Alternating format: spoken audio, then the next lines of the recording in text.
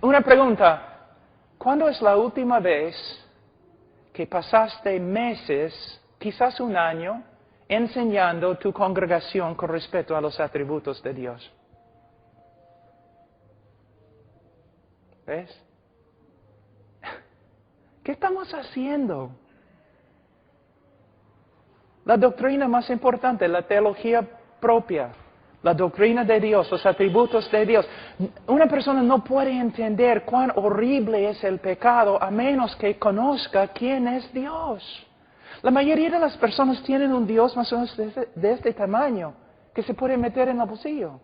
No tiene miedo. Y no saben quién es. Ni en las iglesias evangélicas saben quién es Dios, porque no estamos predicando los atributos de Dios. Entonces cuando decimos, por cuanto todos pecaron, ¿y qué? O predicamos acerca de Dios, pero no predicamos acerca de algunos de los atributos más importantes, como la santidad, como la justicia, como la ira de Dios, o como el aborrecimiento de Dios. Voy a darles un ejemplo. ¿Cuántos de ustedes han escuchado la frase, Dios aborrece el pecado y ama al pecador? Está bonito, ¿no? El único problema es herejía. No es lo que las Escrituras enseñan. Hay varios lugares a través de la Biblia donde dice que Dios aborrece al pecador. Y vamos a hablar de eso. ¿Ves? Muchas veces predicamos cosas que hemos escuchado de otros, sin investigar. ¿Es verdad? Suena bien, me parece bien, pero ¿de verdad es lo que la Escritura enseña? Voy a darles un ejemplo. Vamos a Salmos capítulo 5 un ratito.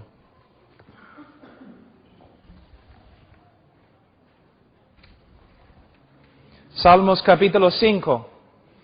Versículo 5, los insensatos no estarán delante de tus ojos, aborreces a todos los que hacen iniquidad. ¿Dice que Dios aborrece la iniquidad? No. Dice que Dios aborrece a todos los que hacen la iniquidad. Pero tú me dices, pero Pastor Pablo, Juan 3:16 está en la Biblia. Sí, está en la Biblia, también Salmos 5:5. Muchas veces decimos un montón de cosas acerca de Dios que no son bíblicas. Cuando hablamos del pecado también tenemos que hablar de Dios. ¿Quién es Dios? ¿Cómo reacciona Dios al pecado? La mayoría de las personas piensan que Dios es un Jesucito o que es un abuelo viejo, tonto. O que es como Papá Noel. No es Jehová. Él da vida, Él mata. Él salva, Él juzga. Él ama, Él aborrece. Él es maravilloso, Él es terrible. No es un león domesticado. Es Dios. Una pregunta, ¿cuántas cosas enseñas simplemente porque otra persona te ha enseñado? ¿Y cuántas cosas enseñas porque es lo que se encuentra en la Escritura? Y aún en nuestros estudios, ¿cuántas cosas en la Biblia interpretamos por medio de la psicología? 98% de la consejería bíblica es nada más que psicología bautizada. Proviene de Freud, Rogers y Skinner, 3 hombres que aborrecían el cristianismo.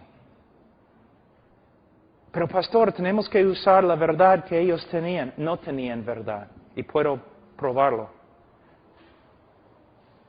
Entonces muchas veces nosotros, cuando hablamos de Dios o hablamos del pecado, hablamos a través de la influencia de la psicología en vez de a través de las Escrituras. Les voy a dar un ejemplo. Debemos amar a nuestro prójimo como. De este texto, ¿sabe lo que muchos enseñan?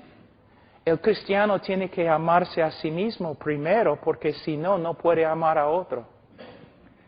Esa es una herejía tan grande de la psicología. Es horrible. Pero es lo que enseñamos. ¿Por qué? Porque no estamos enseñando la Biblia. Hermanos, mira, los hombres de Dios tienen que estudiar las Escrituras. Es su tarea principal. Pero la mayoría de los pastores, porque están tan ocupados, ¿qué hacen? Se levantan en la mañana, oran algunos minutitos ahí, quizás leen 10 minutos si pueden y salen para trabajar. Hay que hacer cosas.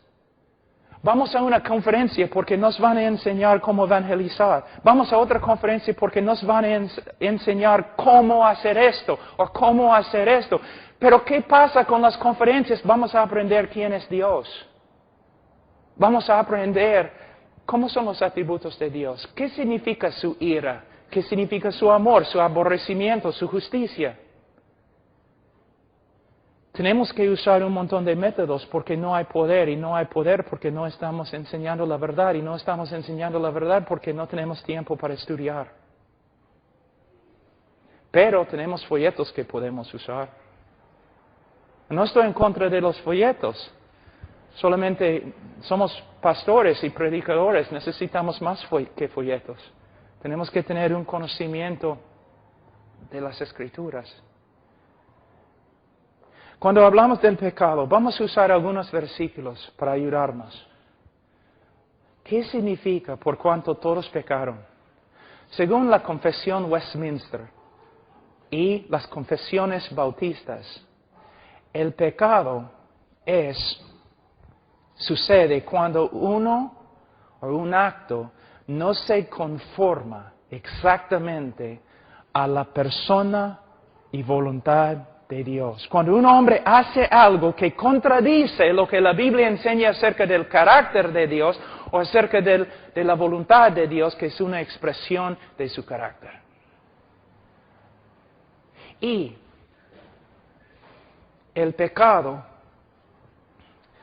¿cuán horrible es el pecado? Voy a darles una ilustración de Gálatas. La Biblia dice que todos los hombres que no cumplen todo lo que se encuentra en las Escrituras, el hombre es bajo una maldición, ¿no es cierto? ¿Qué significa estar bajo una maldición? Significa que el hombre que ha pecado una sola vez, es tan horrible y asqueroso ante un Dios santo y un cielo santo, que la última cosa que el hombre va a escuchar cuando toma su primer paso para entrar en el infierno, la última cosa que va a escuchar es toda la creación aplaudiendo a Dios. Porque Dios le ha enviado al infierno. El hombre es tan horrible ante un Dios santo. Y ese es el problema en el día de hoy. Mira este versículo acá. Dice, por cuanto todos pecaron y están destituidos de la gloria de Dios. La interpretación moderna de este texto es, Dios tiene un plan maravilloso para tu vida, pero por causa del pecado no has logrado el gran plan que Dios tiene para ti. Es una interpretación nueva. Si vas a los comentarios antiguos no vas a encontrarlo. ¿Por qué usamos este método de interpretación? Tiene mucho que ver con la psicología. El hombre es todo. Dios tiene un plan para el hombre. No es lo que significa. En el contexto de Romanos capítulo 1 y también en los comentarios antiguos, lo que significa es esto. El hombre fue hecho con un solo propósito. glorificar a Dios, adorar a Dios y servir a Dios, y el hombre no lo ha hecho. En vez de servir a Dios y glorificar a Dios, el hombre se ha glorificado a sí mismo y se ha rebelado contra la ley de Dios, y por eso Pablo dice en Romanos 1, 2 y 3, el hombre merece la condenación y nada más.